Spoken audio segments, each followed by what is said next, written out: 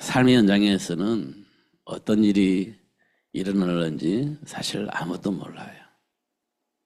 어떤 일이 벌어질는지 몰라요. 그렇지만 우리가 살아야 되지 않습니까? 아무런 문제 없이 지나오면 오늘 하루도 잘 살았다 이렇게 우리가 말할 수 있지만요, 문제 만나면 복잡해집니다. 이 어떻게 해야 되지? 라고 하는 질문으로부터 시작해서 복잡한 삶이 시작이 되어집니다. 그러면 우리 이제 그 문제 때문에 방황이라고 하는 것을 하게 되어집니다. 이건 어쩔 수 없는, 우리가 이 땅에 살면서 해야 할 일들입니다. 언제든지 해야 할 일들이에요. 언제든지 만나는 일들입니다. 이걸 어떻게 해야 되겠습니까? 안 만났으면 좋겠는데 안 만날 수는 없고 만나야 됩니다.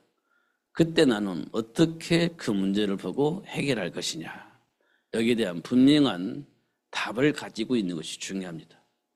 성경은 그걸 말하고 있어요. 요즘 저는 현장에서 일어나는 일들을 보면서 하나님이 정말 하나님을 알게 하시려고 이렇게 하셨구나, 이런 것도 자꾸 보여집니다. 그래서 문제를 만나면 지금 내가 무슨 생각 속에서 살았는지, 진짜 내 안에 있는 관심이 어디에 있었는지, 이런 것들을 보게 되어집니다. 그래서요, 저는 진짜 감사합니다, 하나님께. 왜냐하면 하나님과의 관계 속에서 나를 볼 수 있고 하나님이 원하시는 것을 질문을 통해서 알게 되주니까요. 문제는 나에게 고통이지만요, 그게 하나님과의 관계를 회복할 수 있는, 사실화 되어줄 수 있는 최고의 시간이기 때문에 이보다 더 중요한 시간은 없어요. 저는 그렇습니다. 오늘도 제가 어떤 분을 만났는데 이분이 이런 얘기를 했어요. 목사님이신데 사실은 간판은 크게 있는데 교회는 그렇게 크게 되어지지 않는 그냥 상가의 조그만 교회입니다. 근데 어떤 분이 그 간판을 보고 교회 가야 되겠다 하고 왔대요. 그분이 예수 믿는 사람이 아니에요. 근데 이분이 왜 교회에 왔냐 보니까 이 약을 먹지 않으면 잠을 못 잔대요. 근데 약이 한 움큼이래. 이거 먹고 잔대요. 이게 너무 고통스럽다는 거예요. 잠을 못 자니까. 근데 이 사람이요, 사장이에요. 뭐 자동차 협력업체 사장인 것 같아요. 돈은 많이 있는 거예요. 그러니까. 근데 이게 잠을 못 자는 거예요. 한 움큼 약을 먹지 않으면 잠을 못 자는 거예요. 너무 괴로우니까. 막 교회 막 지어진 교회도 있고 막 큰 교회도 많은데 하필은 그 조그만 교회, 상가에 있는 그 교회, 왜 교회를 갔을까? 이렇게. 그리고 예배를 드리고 나서 목사님께, 목사님 기도해 주세요. 그래서 무조건 기도해 주래. 그래서 손잡고 기도하려니까 아니, 안수해 주세요. 이렇게 해서 안수를 기도. 목사님 하시면 아이고, 목사가 주도를 해야 되는데 새로운 사람이 주도를 해가지고 그렇게 됐습니다. 그렇게 얘기를 하더라고요. 놀라운 일은요, 그분이 그렇게 기도를 받고 집에 가서 약 없이 잘 잤다는 거예요. 전화가 왔대. 내가 약을 먹고도 잠을 못 자는데 약을 안 먹고도 내가 편히 잠잤습니다. 이렇게 얘기를 했다는 거예요. 편히. 근데 무슨 일로 병원에 입원을 했는데 목사님이 소식을 들었으니까 또 찾아갔을 거 아니에요. 그래서 또 이제 대화를 하니까 그분은 무조건 기도해달라고요. 기도를 해주고 왔대요. 그러면서 하는 말이, 이제 저는 한 번밖에 나가지 않았는데 어떻게 저까지 신방을 하시냐고 그렇게 얘기를 했다는 거예요. 여기까지는 좋잖아요. 그리고 나서 하는 말이, 다음 주부터 교회 가겠습니다. 이렇게 얘기를 해야 돼. 다음 주부터 교회 갑니다. 그리고 옆에 있는 이제 사모님 마누라 보고 다음부터 우리 교회를 가자 이렇게. 근데 이분은 아주 큰 교회 여전도 회장을 했던 그분인데 오늘부터 우리 교회 오는 거야. 이렇게 얘기를 했다는 거예요. 그리고 옆에 주변에 또 누가 있었나 봐요. 가족들끼리. 예, 다 이제 우리 교회 오는 거야. 이렇게 얘기를 했다는 거예요. 근데 이 그 부인이 예빛교회 이렇게 한 거예요. 다 인터넷 찾아본 거예요. 인터넷 이 교회가 도대체 어떤 교회냐? 어떻게 우리 신랑이 이렇게까지 됐냐? 하루아침에 그 교회가 어떤 교회냐? 이게 다 찾아봤어요. 그런데 다 찾아보니까 다락방 이렇게 연결되어 있는 거예요. 이단 이렇게 연결되어 있는 거예요. 참 지금 제가 무슨 말씀을 드리려고 하냐면 확인도 안 해요. 이 교회가 어떤 교회인지, 이분이 어떤 목사님인지 확인도 안 해요. 그냥 인터넷에 나와서 이런가 보다 결론 나고 끝나버려요. 확인도 안 합니다.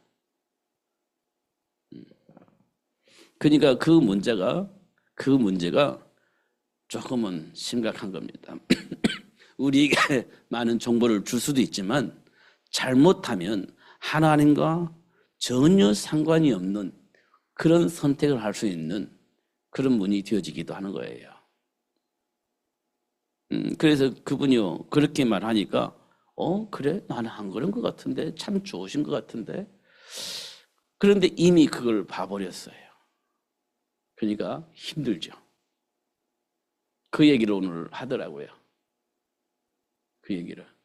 목사님도 그럴 거요? 그렇게 한번 찾아볼까 했더니 저는 못 찾겠더라고요. 그래서 하는 말이 서치하는 사람들은요 그거 다 찾아냅니다. 그렇게 얘기를 하더라고요.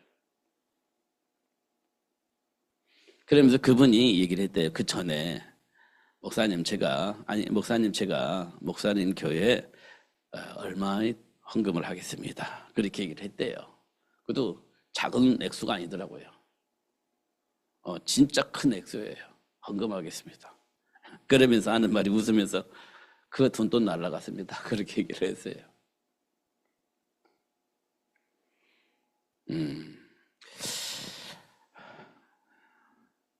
우리가 하나님 앞에서 올바로 서는 거 굉장히 중요해요. 올바로 서는 게 굉장히 중요합니다. 하나님 앞에 선다는 말은 굉장히 중요한 말이에요. 중요한 것은 흔들리지 않을 만큼 내 분명한 답을 가지고 있는 것이 중요해요. 누가 뭐래도 흔들리지 않을 만큼의 답을 가지고 있는 것이 중요하다는 거예요.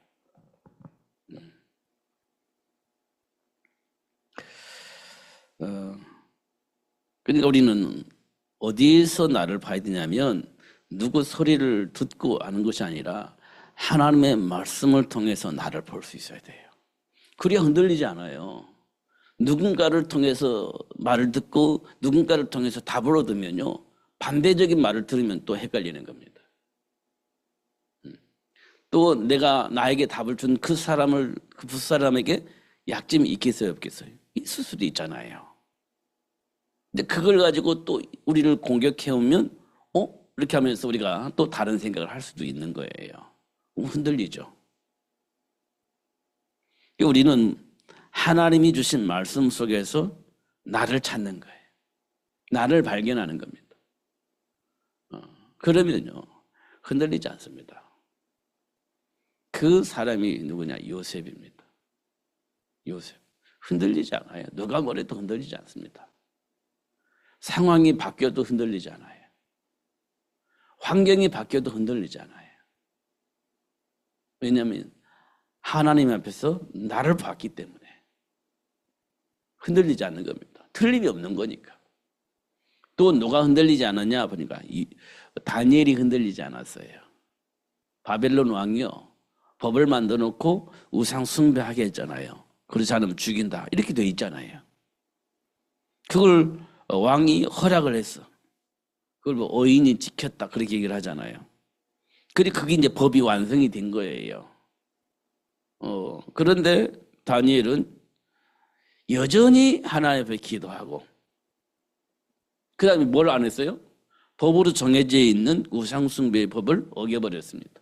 그럼 어떻게 돼요? 사자굴 속에 들어가야죠. 다니엘은 몰랐을까요? 알면서도 그랬어요.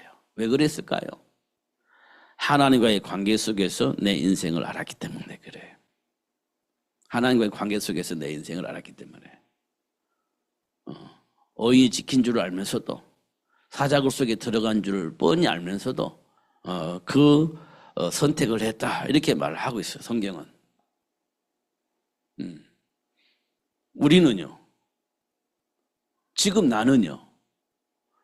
이게 우리에게 굉장히 중요한 질문이에요. 이렇게 해라 이런 말씀을 드리는 게 아니에요. 이렇게 해야 됩니다 이런 말씀을 드리는 게 아니에요. 우리는 이렇게 해야 됩니다 이렇게 해야 되는 거예요 라고 우리는 소리를 들었거든 지금까지. 근데 하나님은 이렇게 해야 되는 거야? 꼭 이렇게 해야 돼? 라고 하나님 말씀을 해주시는 게 아니에요. 그럼 뭡니까? 답을 알아야 되는 겁니다. 강요해서 되어지는 것은요, 결국 어느 날 한계가 만나요. 한계를 만납니다. 그러면요, 안 됩니다. 무너집니다. 강요에 의해서 만들어지면 어느 날 무너져요. 진짜 하나님과 나의 관계 속에서 답이 얻어져야 흔들리지 않는 겁니다. 어떻게 해야 되냐? 다니엘과 세 친구는 하루에 3번씩 하나님과 교제하면서 계속 하나님과의 관계를 유지를 했다는 거죠. 하나님과의 관계 속에서. 그러니까요, 흔들리지 않는 겁니다. 이런 것도 우리가 볼 수가 있습니다.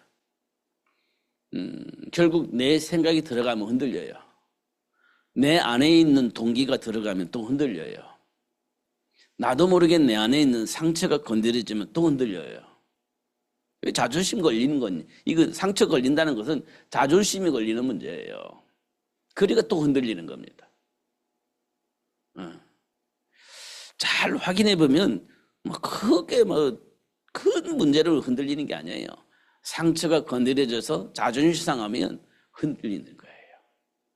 내 안에 있는 동기가 건드려지면 또 흔들리는 거예요. 이렇게 흔들려. 아무것도 아닌데도 불구하고 흔들리는 것은 내 안에 숨겨져 있는 그런 영적 문제를 가지고 영적 무지 때문에 흔들린다는 사실을 우리가 확인을 할 수가 있습니다. 세상은 늘 그랬다. 성경은 말해주고 있어요. 세상은 늘 그랬다. 언제든지 그랬다. 이렇게 말씀을 하고 있어요. 그런데 하나님은 그 현장을 향해서 하나님이 늘 간섭하셨다. 또 이렇게 말씀을 하시는 거예요. 그런 현장 때문에 하나님이 우리에게 말씀을 주셨고 그 현장 때문에 하나님이 독생자를 보내주셨고 그렇게 말씀을 하는 거예요. 그 일 때문에 하나님이 원하는 자를 불러서 그 문제를 해결할 수 있도록 축복하셨고 이렇게 말씀을 하고 있는 겁니다.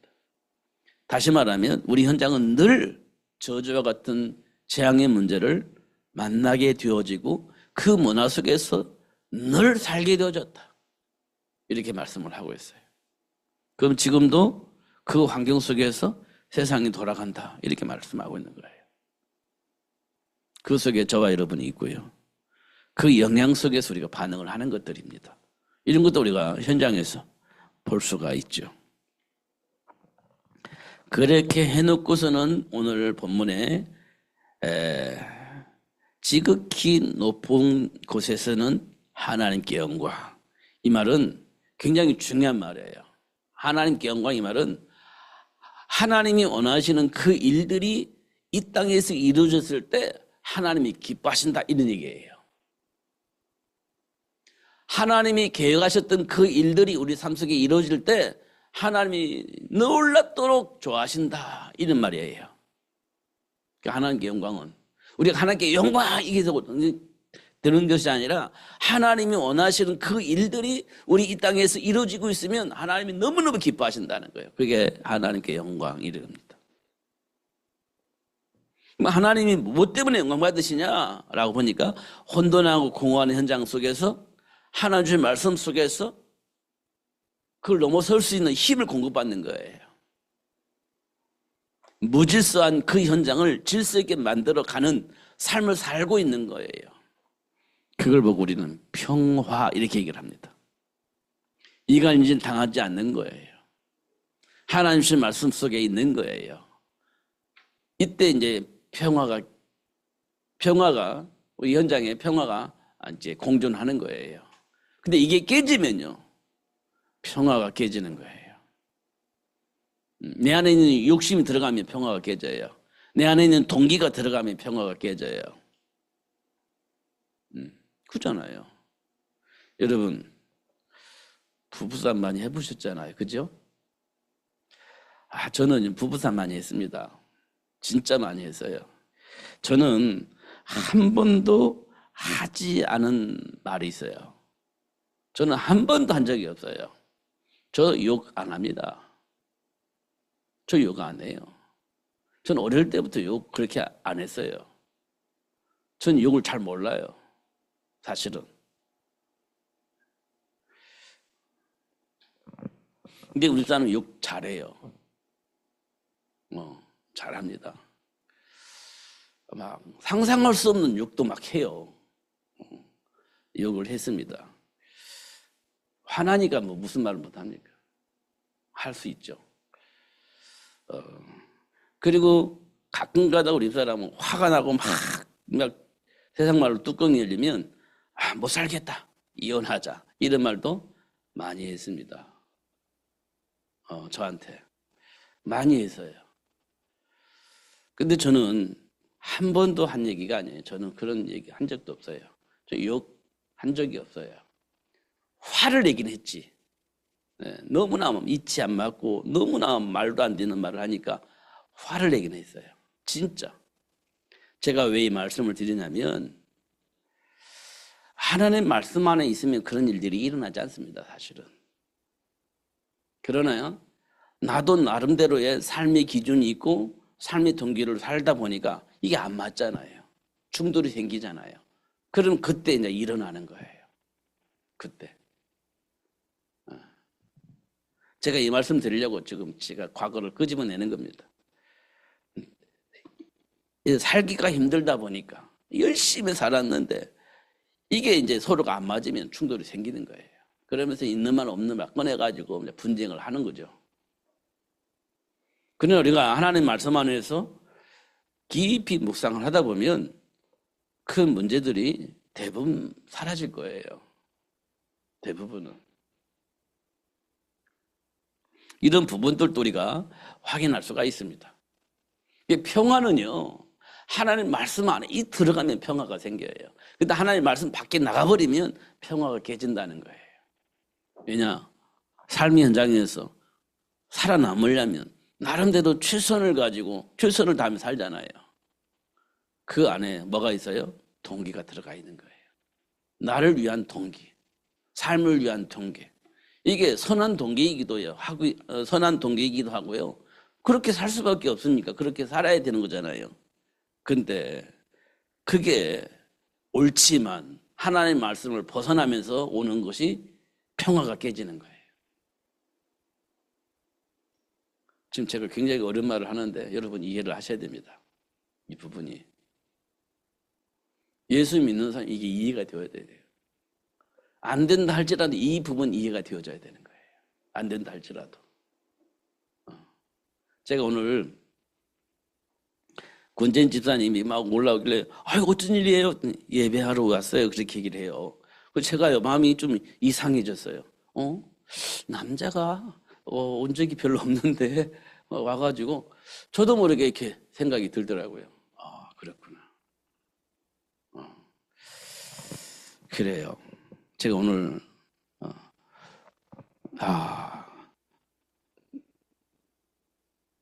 내가 가지고 있는 그 생각이요. 또 확인했어요. 또 확인했습니다. 당연한 건데 나도 몰라요. 무슨 마음인지는. 어떻든 이상했어요. 근데 기분은 좋았습니다. 제가 왜 이 말씀 드리냐면 평화가 깨지는 것은 아무것도 아니에요. 그냥 쉽게 깨져요. 내 안에 있는 동기 때문에, 내 안에 있는 감정 때문에 쉽게 깨집니다. 근데 이게 회복하기는 너무 어려워요. 진짜 어렵습니다. 그냥 상처가 되니까, 자존심이 걸리니까 평화가 회복되는 건 너무 어려워요. 근데 깨지는 것은 순식간이에요. 예수님이 땅에 오신 것은 하나님께 영광, 땅에서는 평화, 이렇게 얘기한 거잖아요. 예수님 오신 이유는.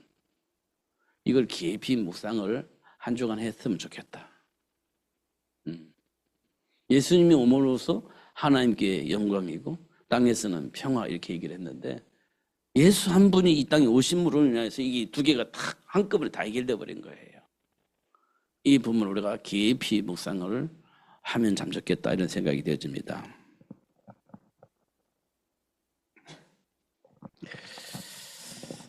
우리에게 진짜 중요한 것, 생육입니다. 진짜 중요한 겁니다. 지금 요즘 제가 아무리 생각해봐도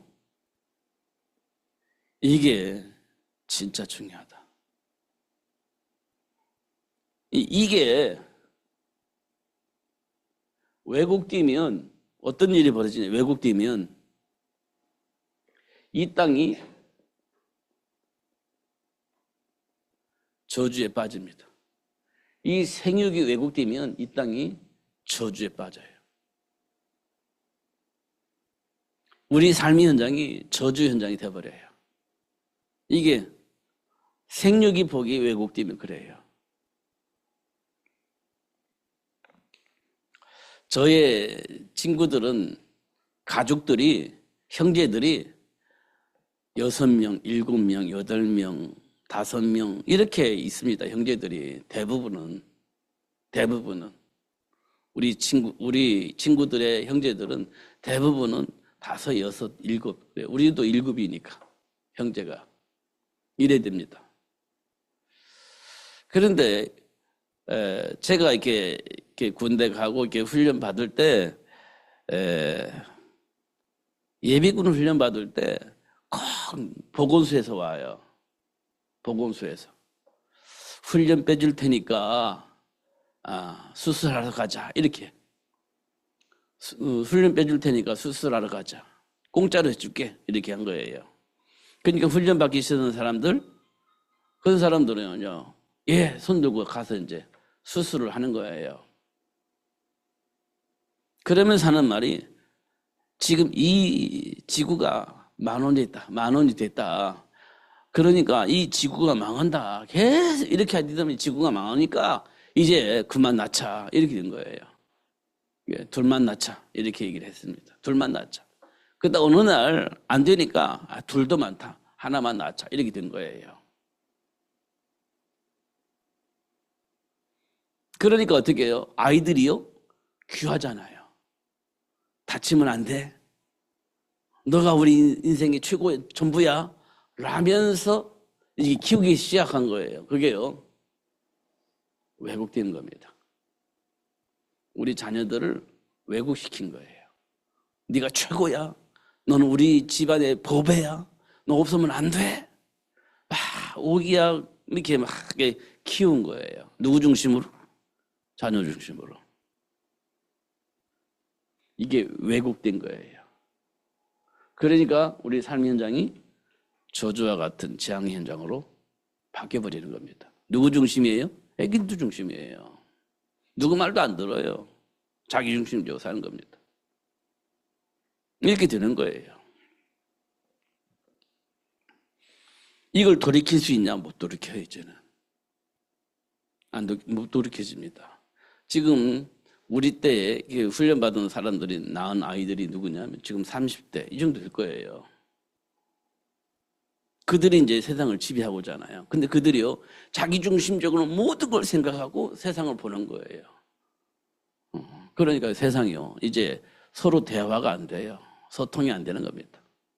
뭉쳐지질 않아요. 다 자기중심적이에요. 그러니까 세상이요, 저주와 같은 세상으로 바뀌는 겁니다. 대화할 수 있는 사람이 없어요. 그잖아요. 우리 아들도 보니까 집에 오면 대화를 많이 안 해요. 게임하고. 늘 게임하고 있어요. 혼자서. 이거 대화를 하자 하면 대화할 얘기가 없어. 이 대화를 안 하니까 할 얘기가 없는 거예요. 자꾸 대화를 해야 할 얘기가 생기는 건데 대화를 안 하니까 할 얘기가 없어요. 그런 게 그러면 이 땅이 저주와 같은 세상으로 바뀌는 겁니다. 이걸 회복하려면 어떻게 되겠어요?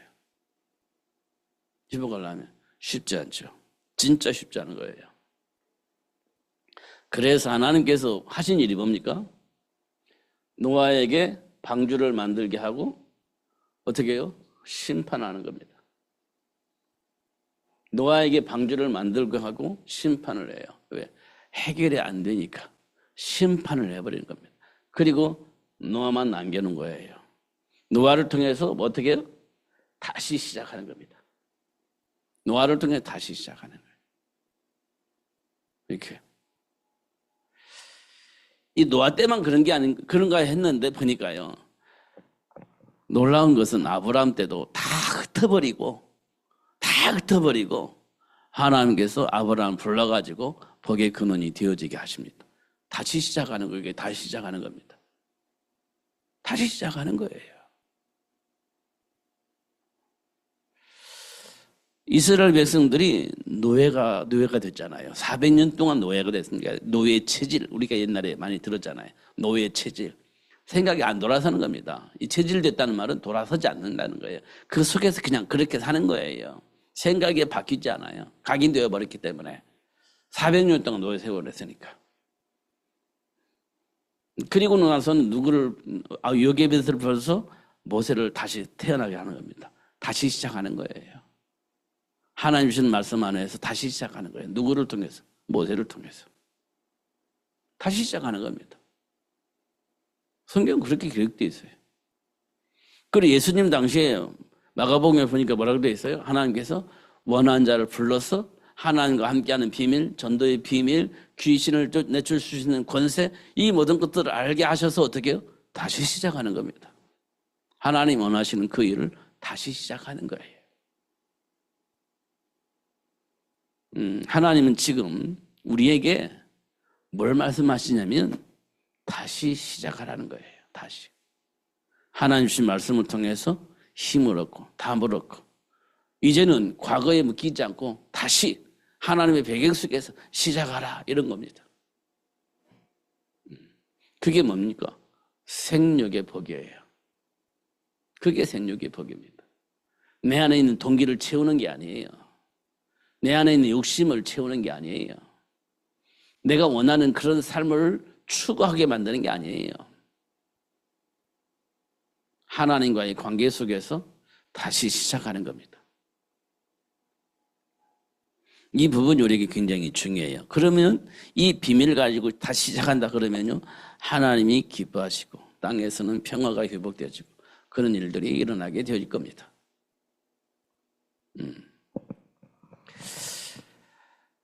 우리 하나씩 확인해 나가야 돼요. 그러니까 안 된다고 낙심할 필요는 없어요. 조급해할 필요도 없어요. 안 된다고 해도.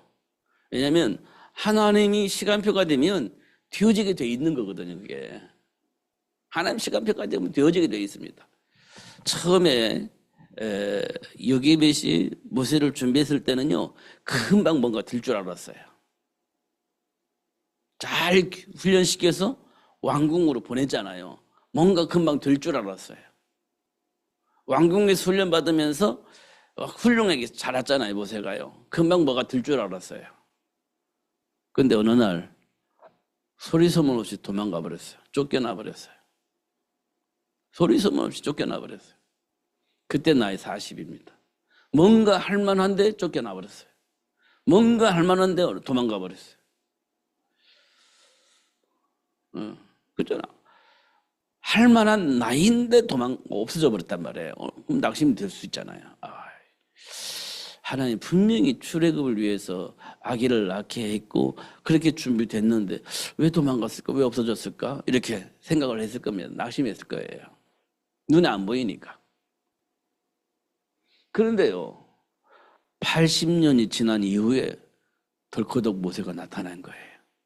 80년 후에. 이 말은 모세가 오고 싶어서 온 게 아니에요. 하고 싶어서 온 게 아니에요. 성경에 보니까 하기 싫어요, 가기 싫어요. 막 계속 발뺌을 하잖아요. 어떻게 내가 그거 합니까? 난 못해요. 내 나이 80이고 같이 일할 수 있는, 전쟁할 수 있는, 싸울 수 있는 그런 조직도 없고 사람도 없는데 어떻게 합니까? 이렇게 얘기를 했어요. 누가? 모세가. 근데 하나님이 그 모세를 불러서 애굽으로 보냈고 그 모세를 통해서 출애굽이 되어지도록 하나님이 역사하셨잖아요. 이게 전환점입니다. 전환점. 하나님이 하시면 되어진다는 거지. 나는 안 된다고 막 발뺌하고 난 못합니다고 발뺌하고 계속 그렇게 반응을 하는데도 불구하고 하나님은 끄집어다가 그 일을 하게 하시는 하나님이시다. 그게 하나님이 하시는 일이에요. 이거 우리가 보여주고 있는 거예요. 막 힘이 있고 능력이 있고 그러면 막 뭐든 잘 수 있을 것처럼 착각하지만 하나님이 역사를 안 하시면 안 된다. 이렇게 보여주고 있는 겁니다. 그러니까 그 하나님 앞에 내가 나를 내려놓는 거 이거 굉장히 중요한 일이에요. 진짜 중요한 일입니다. 그러면 어떤 일이 벌어지냐? 하나님이 기뻐하시고 땅에서는 평화가 회복되어집니다. 그 증인이 요셉이에요. 요셉. 요셉이 가는 곳에 다툼이 있었냐? 없었어요. 분쟁이 있었냐? 없었어요. 평화가 회복되었습니다. 평화가. 이런 것도 우리가 확인할 수가 있죠. 하나님을 알면 평화가 회복되어집니다. 하나님을 알면. 근데 우리는요, 잘 안 돼요. 왜 안 되냐? 우리는요, 그러면 안 되지. 이런 생각이 있거든요. 물론 그러면 안 돼요. 그런데 그러면 안 되는데도 불구하고 그럴 수밖에 없는 그 사람의 배경은 있는 거예요. 그게 이제 정의죠. 정의.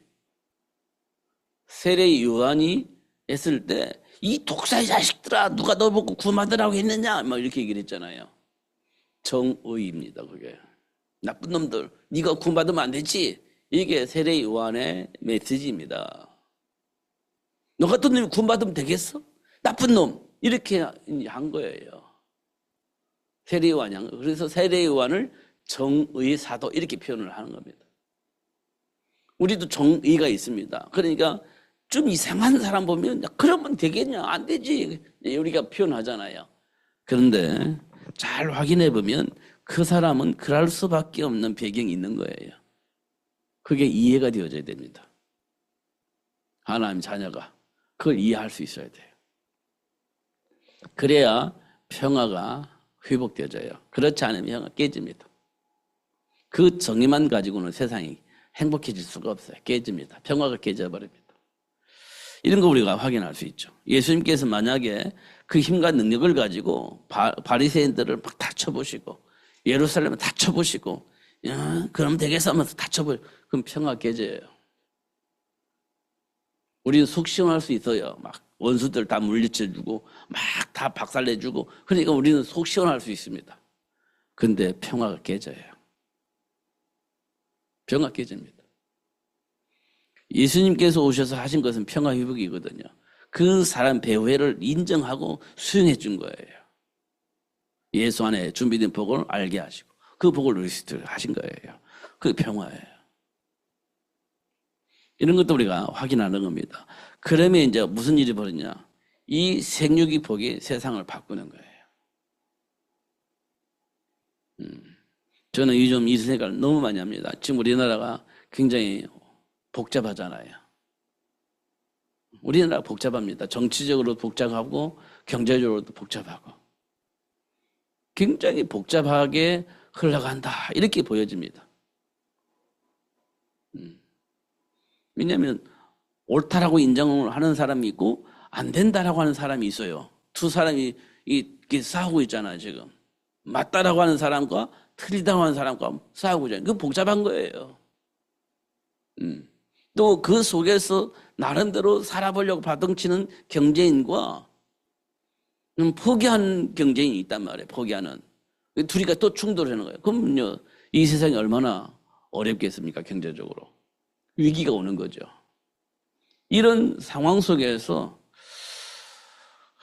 어떻게 될까 생각해 보면 좀 참담하죠. 사실은. 근데 저에게는 소망이 생긴 거예요. 로마를 복음화했던 사도 바울의 비밀을 우리가 좀 당겨와 보세요. 그 어마무시한 그 로마의 정치와 경제와 그 삶의 문화의 그 막강한 배경 속에서 세상이 움직이고 있었는데 그 세상을 바꾸려고 했던 사도 바울의 어떤 방법 봐보세요. 방법. 그 방법이요. 생육입니다. 그 방법이 회당이고 서원이에요. 그 방법이. 다시 말하면 다음 세대를 준비하는 거예요. 시간이 얼마나 걸려? 아니요. 완벽한 완전한 방법이 뭐냐? 우리 자녀들을 하나님 주신 말씀 안에서 양육하는 거예요. 그럼 문제 일어나지 않습니다. 충돌이 일어나지 않습니다. 요셉이요. 노예로 팔려 나갔을 때 요셉 때문에 충돌이 일어났나? 안 일어났어요. 누명수 감옥에 갔을 때 억울하잖아요. 그러므로 인해서 요셉 때문에 막 충돌이 생기냐? 안 일어났어요. 그리고 나서 애굽이 총리로서 모든 권한을 가지고 있었잖아요. 요셉이요. 그 권한을 가지고 요셉이 가는 현장과 충돌이 있었나? 그러지 않았어요. 충돌이 안 일어났습니다. 충돌이 일어날 수 있는 배경이 있죠. 왜냐하면 자기를 노예로 파는 형제들이 있잖아요. 자기를 누명 쓰고 감옥에 가두는 보디발의 아내가 있잖아요. 주변에. 그러면 우리가 힘을 가졌을 때 그때 생각하잖아요. 네가 나한테 거짓말 시켰지. 누명 쓰였지. 이 나쁜 하면서 이제 충돌이 일어날 수 있는 가능성이 있잖아요. 우리는 보복이라는 게 있으니까요. 근데 요셉의 배경을 보면 그런 일이 없어요. 충돌이 없었습니다.